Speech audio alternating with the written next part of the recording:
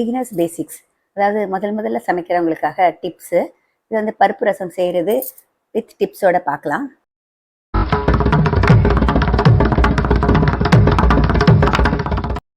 இப்போ ப்ரெஷர் பேனில் ஜஸ்ட் 1 அங்குல கனத்துக்கு தண்ணி ஊற்றிட்டு அந்த ஸ்டாண்டு போட்டுடணும்.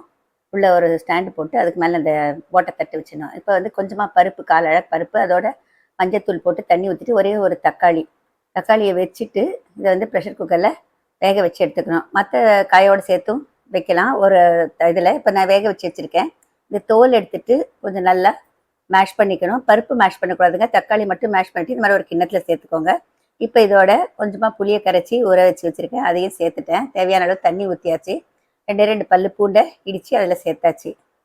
இப்போ இதோட வந்து கொஞ்சம் மிளகு, சீரகம் கரகரப்பாக பிடிச்சது ஒரு 1/2 டீஸ்பூன், அதாவது சின்ன டீஸ்பூனில் 1 போட்டிருக்கேன்.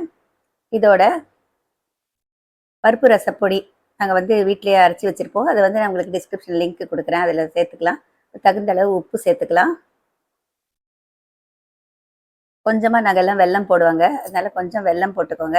இது வந்து பருப்பு ரசப்பொடி இந்த அளவுக்கு வந்து 1/2 டீஸ்பூன் அளவுக்கு போடலாம்.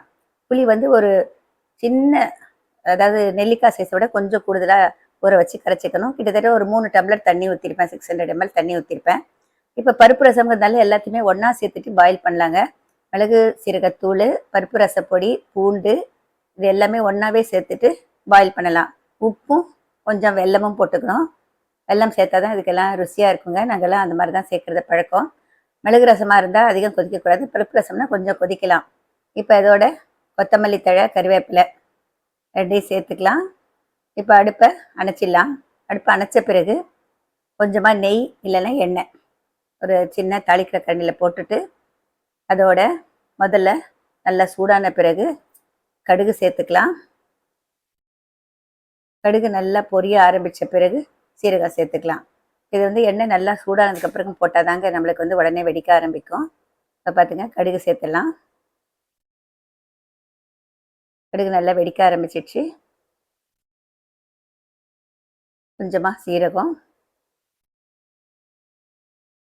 4 வெந்தயம், அதோட பெருங்காயத்தூள்.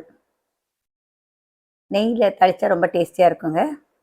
இதெல்லாம் சேர்த்துட்டு ஆஃப் பண்ணிவிட்டு இப்போ நம்ம ரசத்தில் கொட்டணும். ரசம் மூடுறதுக்கு முன்னாலேயே இந்த பக்கம் கொதி வரப்போ இந்த பக்கம் நம்ம தாளிச்சிடலாம். இப்போ தாளித்ததை போட்ட பிறகு மூடி வச்சிடணும்.